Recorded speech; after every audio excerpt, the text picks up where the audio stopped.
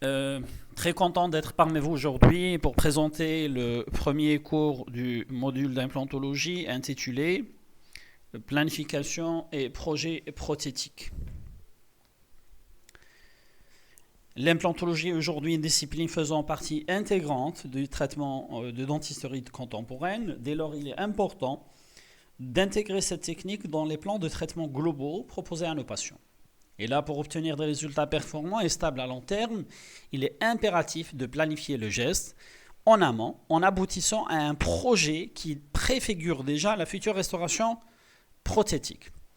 La planification permet également, dans certains cas, de prévoir les interventions préalables nécessaires pour la préparation du patient avant la chirurgie de mise en place d'implants, notamment les reconstructions osseuses, les chirurgies parodontales pré-implantaires ou les plasties pré-implantaires. Et en général, c'est la prothèse qui guide la chirurgie et la chirurgie implantaire doit obéir à un cadre de mise en place d'implants déjà planifié et conditionné par le projet prothétique. Raison pour laquelle on doit bannir la philosophie selon laquelle poser des implants la pose des implants doit se faire là où il y a de l'os et on doit passer à une philosophie plus correcte qui se base sur un positionnement des implants là où il faut. Et là, en général, en implantologie, on ne planifie pas un échec, mais généralement, il y a un échec quand il y a un manque de planification ou de préparation ou d'évaluation de la situation du patient. Quels sont les outils qui sont mis à notre disposition pour la planification ou la préparation du projet prothétique? Plusieurs outils en relation avec la construction du projet prothétique sont disponibles. Ces outils vont nous permettre de transférer les informations au laboratoire, éventuellement à un prothésiste, car le projet de traitement est réalisé en amont par le technicien. Tout d'abord, vous avez la photographie dentaire. La photographie en odontologie est un élément capital qui revêt à ce jour 4 rôles principaux. Tout d'abord, ça permet d'enregistrer les données pour réaliser un plan de traitement précis et étayé en dehors du temps de consultation. Ça permet également de favoriser la transmission des données entre le clinicien et le prothésiste. Ça autorise l'aspect comparatif du traitement avant et après la finalisation du traitement, et ça a également une importance médico-légale en cas de litige entre le patient et le praticien. Deuxième moyen, c'est le Digital Smile Design. C'est un moyen qui est vraiment d'actualité, dont l'objectif est de fournir une aide protocolisant la réflexion de création d'un projet prothétique. Et là, la conception virtuelle du sourire est un protocole polyvalent fondé sur une analyse des patients dans leurs dimensions faciales et dentaires. Ça passe par une série prédéterminée de photographies numériques. L'analyse de ces images permet de mettre en évidence les relations entre les dents, la gencive, les lèvres, mais aussi entre la position de ces dernières dans le sourire, le visage, et sa dynamique qui permet d'exprimer des émotions. Vous avez également le visagisme. Le visagisme épaule les cliniciens dans la conception des restaurations qui vont répondre à des critères esthétiques et aux caractéristiques psychologiques relatives à l'image de chaque malade. Ces caractéristiques ou chaque patient, ces caractéristiques sont en relation étroite avec les émotions, le sens d'identité, le comportement, mais aussi le respect de l'individu. Autrement dit, pour chaque morphologie du visage, pour chaque forme du visage, vous avez une morphologie dentaire qui correspond. Pour chaque psychologie, vous avez plus ou moins une morphologie dentaire qui correspond.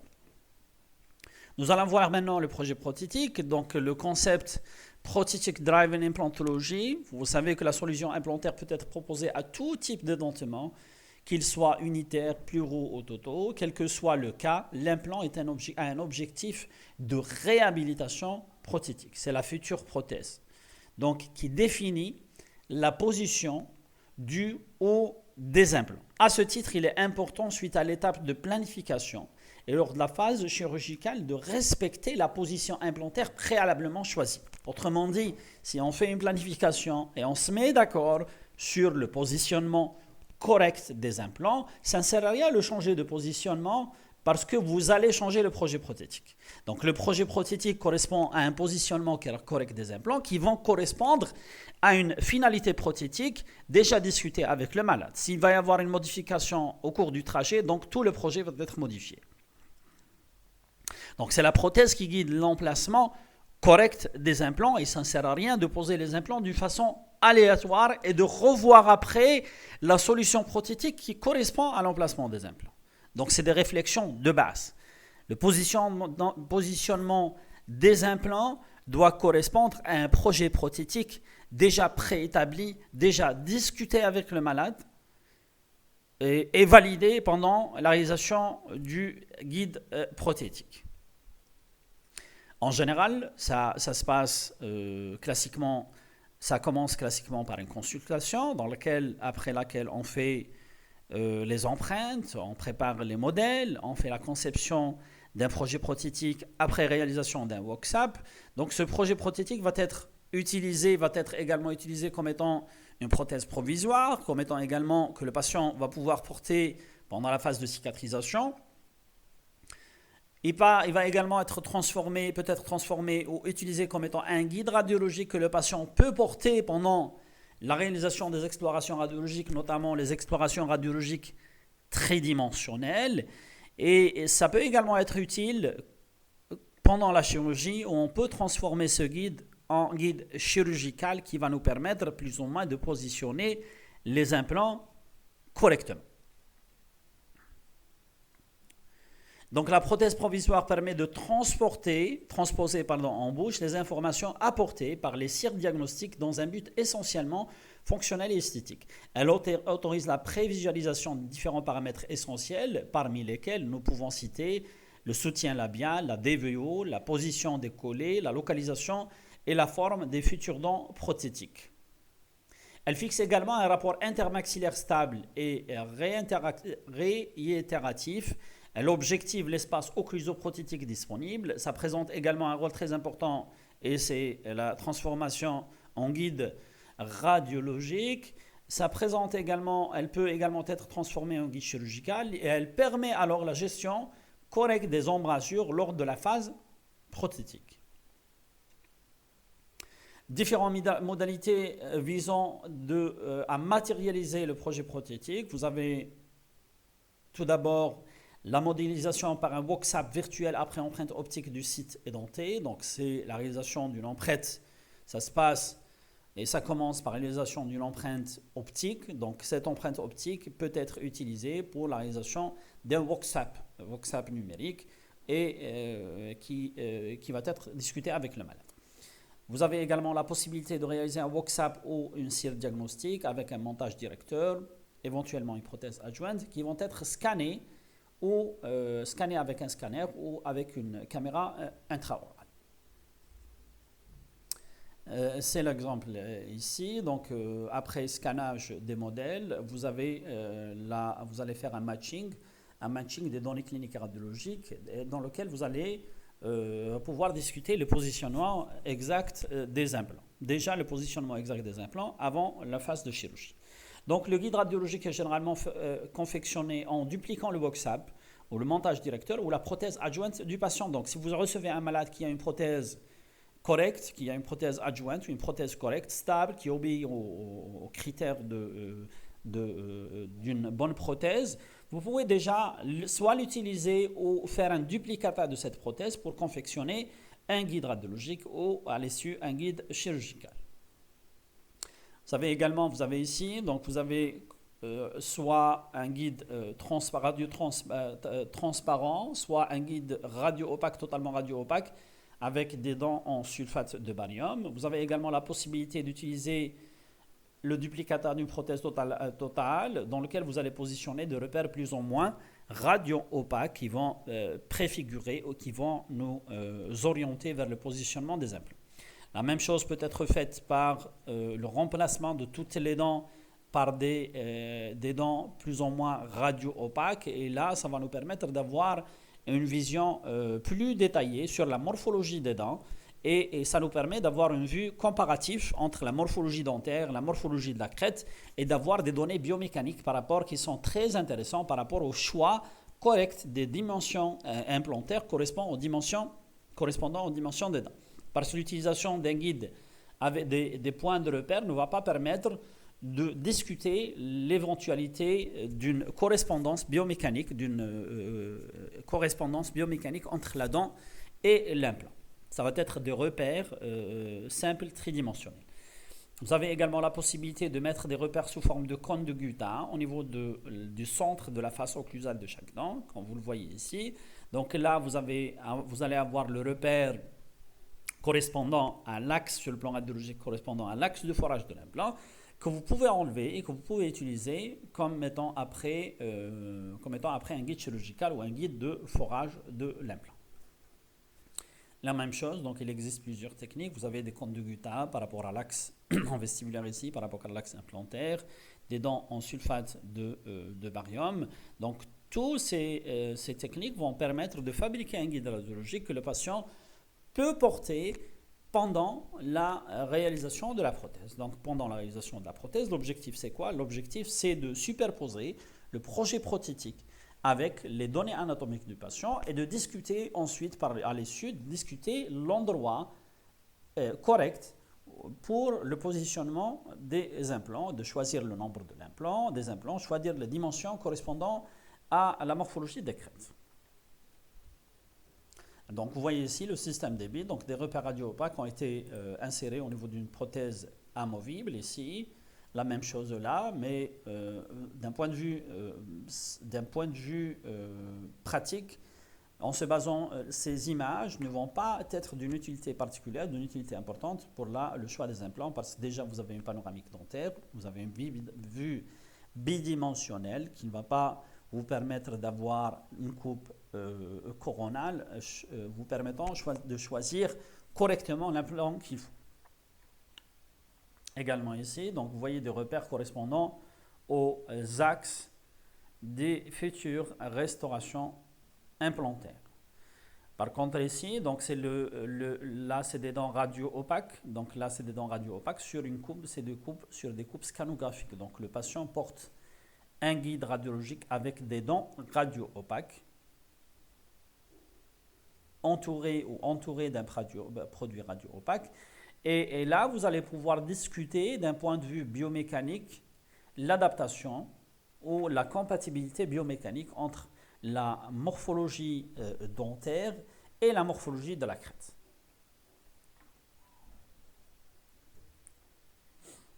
Là, c'est l'utilisation des repères avec des cônes de Gutta. Donc, vous le voyez très très bien. Donc, on va pouvoir visualiser seulement le repère et non pas la morphologie globale de la dent. Donc, vous n'aurez pas la possibilité de discuter la compatibilité biomécanique entre la couronne et l'implant. Mais quel est le cahier de charge d'un guide radiologique? Donc, le guide radiologique, tout d'abord, doit être radio-opaque. Là, c'est indispensable et indiscutable. Il ne doit pas également émettre des parasites responsables d'artefacts à l'imagerie. Donc, c'est des parasites qui vont vous empêcher de bien exploiter les coupes coronales ou les coupes axiales et vous aurez des difficultés à choisir l'implant qu'il faut. Donc, ça détermine également l'enveloppe de la restauration prothétique, ça détermine l'épaisseur des tissus mous. Donc, si vous avez un guide bien fait, vous aurez la possibilité, bien adapté sur la muqueuse, vous aurez la possibilité de déduire l'épaisseur de la muqueuse en calculant l'espace entre le guide et l'os ou les tables externes.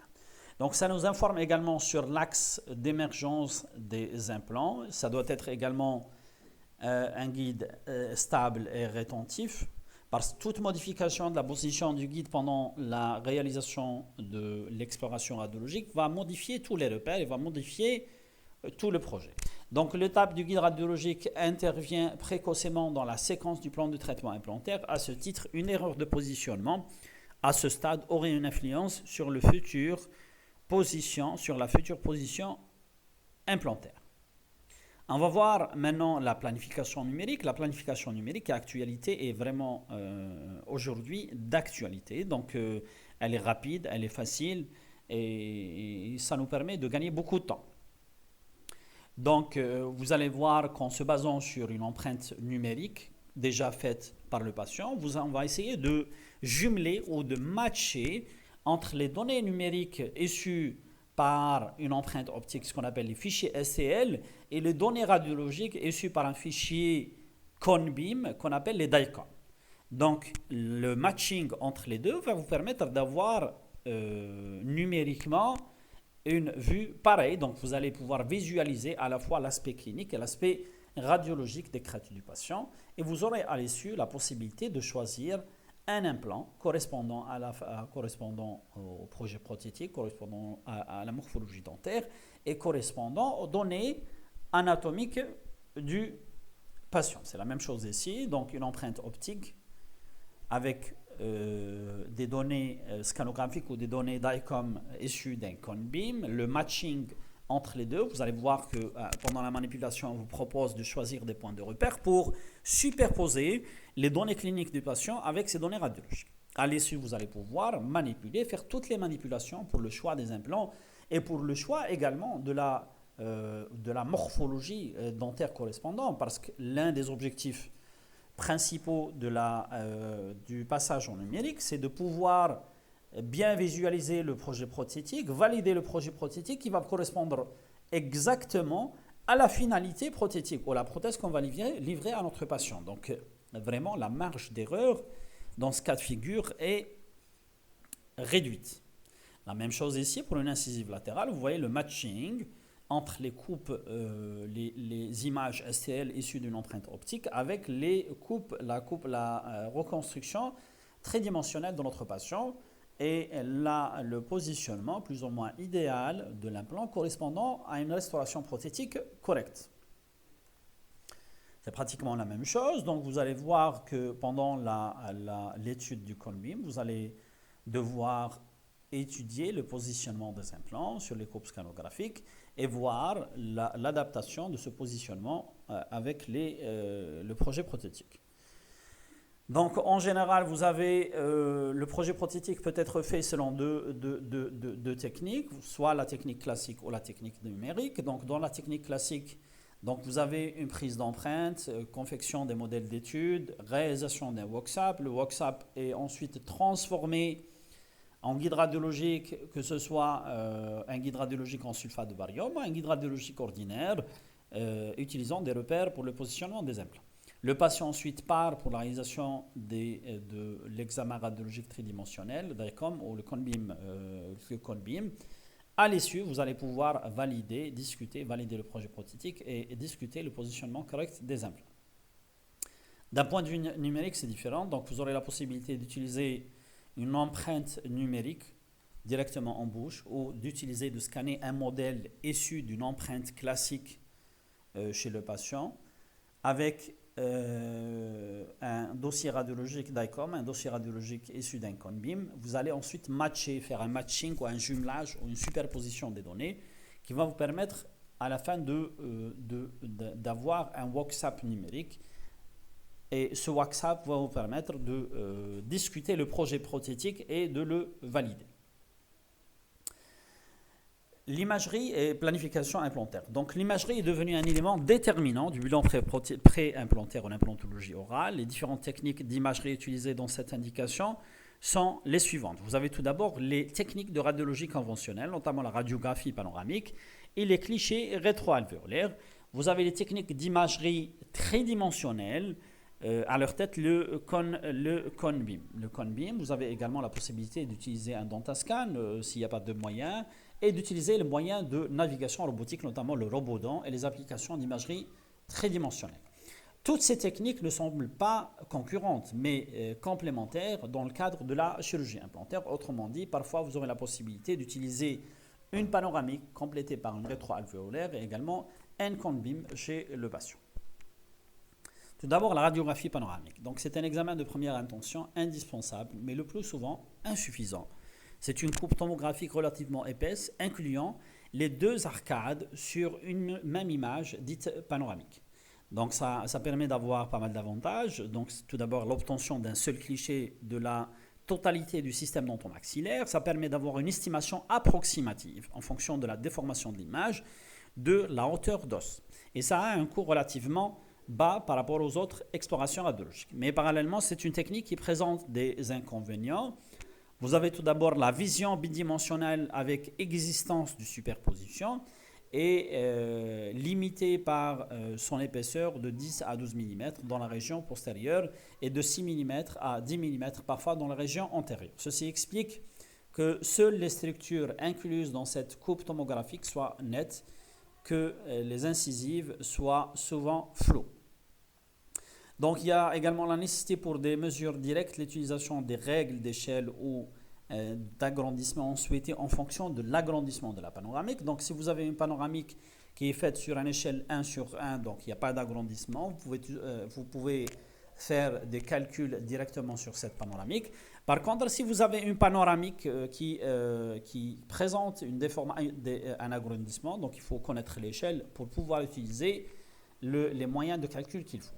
Donc, la panoramique également ne permet pas d'apprécier la qualité de l'os spongieux, l'épaisseur du processus alvéolaire, la situation en profondeur des obstacles tels que les sinus, le canal mandibulaire ou la qualité de l'os spongieux. Là, on est d'accord là-dessus. Vu l'existence d'une vision bidimensionnelle, vous n'aurez pas la possibilité d'apprécier la qualité de l'os spongieux, de discuter la classification de quelle classe d'os il s'agit selon la classification de l'école. Mais ça vous permet d'avoir une vision plus ou moins une vision non certaine, qui n'est pas certaine, des obstacles anatomiques tels que le sinus maxillaire ou le canal alvéolaire inférieur. Deuxièmement, vous avez la rétroalvéolaire Lancôme. Ça permet l'obtention d'images bidimensionnelles sans déformation. C'est une approche de la hauteur d'os et une étude mésio-distale plus fiable que sur la panoramique dentaire. Troisième élément, et c'est l'élément incontournable actuellement pour la réalisation des implants dentaires, pour la planification et la discussion des projets prothétiques, que ce soit en méthodologie classique ou numérique, c'est le CONBEAM ou le CONBEAM Computed Tomography. Donc, depuis l'apparition de la tomographie à faisceau conique, on voit que de plus en plus qu'il y a une réduction remarquable des indications du Dentascan. Donc, le CONBEAM permet d'avoir pas mal d'avantages. Donc, par rapport au scanner, il y a la notion de l'irradiation qui est quand même moindre. Ça permet de poser également avec rigueur l'indication opératoire, évitant les interventions chirurgicales inutiles. Et permet au contrario la mise en place d'implants qui paraissent impossibles sur les seules données du panoramique dentaire. Il permet également de prévoir le nombre, le diamètre, la longueur et l'orientation optimale des implants en fonction du volume osseux disponible, ainsi que sa qualité et du projet prothétique. Et ça présente également un intérêt médico-légal très très important en cas de litige avec le malade.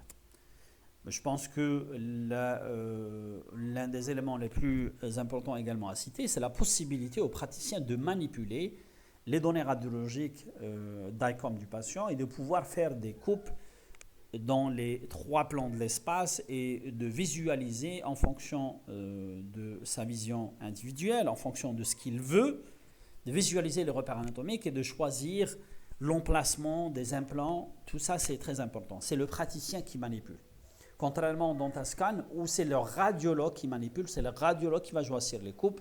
Dans le CONBEAM, vous allez recevoir un fichier d'ICOM, un fichier complet, dans lequel vous aurez la possibilité d'exploiter toutes les données existantes dans le fichier radiologique du patient. Raison pour laquelle le CONBEAM actuellement est considéré comme la technique d'imagerie 3D de référence en implantologie. Vous avez également le Dentascan qui est toujours utilisé. Donc, c'est une image tridimensionnelle faisant appel au rayon X et repose sur l'absorption différentielle du rayonnement par les différentes structures anatomiques traversées. Donc, elle présente pas mal d'avantages également. Donc, elle présente une étude mensurative. Elle peut nous permettre de faire une étude mensurative du volume osseux dans les 3 dimensions et une approche plus fiable de la qualité de l'os disponible. Ça permet également une évaluation de la densité du volume et de la densité osseuse. Donc, et là c'est un point commun avec le... excusez-moi. Donc, quel est l'intérêt de l'imagerie lors de la planification implantaire? Je vais revenir sur le Dentascan. Donc, le Dentascan permet d'avoir pas mal d'avantages. Mais principalement, à la différence du Conbeam, vous avez l'irradiation, le problème d'irradiation qui dépasse de loin le Conbeam. Et vous avez également l'inconvénient d'avoir des coupes qui sont déjà faites par le radiologue. Donc, vous n'aurez pas la possibilité, comme dans le Conbeam, de réaliser des coupes en fonction et de manipuler les données radiologiques du patient. Donc, vous allez recevoir un Dentascan qui présente plusieurs coupes que vous êtes dans l'obligation d'exploiter, contrairement au Conbeam. À la différence, par contre, du Conbeam, le Dentascan permet d'avoir une vision globale sur la densité de l'os. Donc, vous allez pouvoir calculer la moyenne de la densité de l'os, contrairement au Conbeam qui permet d'avoir une vision punctiforme ou localisée. Donc, vous aurez la possibilité de localiser la densité osseuse par endroit. Donc, quels sont les intérêts de l'imagerie lors de la planification implantaire? Donc, ça permet d'avoir une évaluation du volume et de la densité de l'os. Vous allez pouvoir définir la typologie osseuse selon la classification de l'école Mézarbe. Est-ce qu'il s'agit d'un os de type D1, D2, D3 ou D4? Vous allez pouvoir étudier également l'épaisseur de l'os au niveau de la crête sur toute la hauteur du processus alvéolaire et de la hauteur de l'os disponible. Vous allez pouvoir étudier la densité osseuse, soit d'une manière punctiforme ou globale du maxillaire. Et vous allez pouvoir localiser d'une façon précise les éléments anatomiques nobles à prendre en considération dans le cadre de la chirurgie, qui sont le sinus maxillaire, le canal dentaire inférieur, le canal alvéolaire inférieur, le foramen mentonnier et également les éléments vasculaires. Afin d'effectuer cette planification implantaire, le praticien dispose aujourd'hui de différents outils, notamment vous avez les calques ou les implants dentaires. Le principe des calques, c'est d'utiliser des transparents sur lesquels on imprime les implants, la morphologie implantaire. Et ces calques, on va les superposer avec les coupes coronales des patients. D'accord? Pour choisir un implant correspondant avec une morphologie correspondant à la morphologie de la crête du patient. C'est là le principe du calque. Ce que vous voyez ici, c'est le guide. Et ce que vous voyez ici en noir, c'est un calque qu'on a superposé avec un radiotransparent, qu'on a superposé sur la coupe coronale du patient. Contrairement à la bibliothèque d'implants, vous aurez la possibilité de choisir l'implant et de le positionner directement sur les données Conbeam. Donc vous voyez déjà, ça c'est une autre différence entre le Conbeam et le Dentascan. Dans le Dentascan, vous aurez seulement la possibilité d'utiliser des calques. Par contre, dans le Conbeam, vous aurez la possibilité d'utiliser des implants qui sont déjà enregistrés dans la bibliothèque d'implants et que vous allez pouvoir les insérer à fur et à mesure pour choisir un implant correspondant à la morphologie de la crête, un implant qui prend en considération le passage des repères anatomiques et un implant également correspondant au projet prothétique préétabli. Donc là également, donc vous voyez ici, là c'est les repères du projet prothétique, l'implant, et là c'est ce qu'on appelle le système de douille. Donc c'est un système qui est utilisé beaucoup plus dans le cadre de la chirurgie guidée. Donc pour conclure, on peut dire que la planification implantaire est un élément central de la réflexion et donc de l'acte implantaire. Elle naît de la synthèse de l'ensemble des données recueillies par le praticien, notamment l'interrogatoire, l'examen clinique et les examens complémentaires. Elle débouchera sur la proposition d'un plan de traitement et sa discussion avec le patient pour obtenir un consentement libre et éclairé au plan de traitement. Et là, l'élément majeur de cette planification est le projet prothétique, qui est transformé en guide radiologique. Sa réalisation facilite grandement l'interprétation des clichés et la réalisation de la planification. Dans tous les cas, la planification doit être menée avec sérieux et munitie, car comme toujours, la réflexion doit précéder l'action. Merci pour votre attention.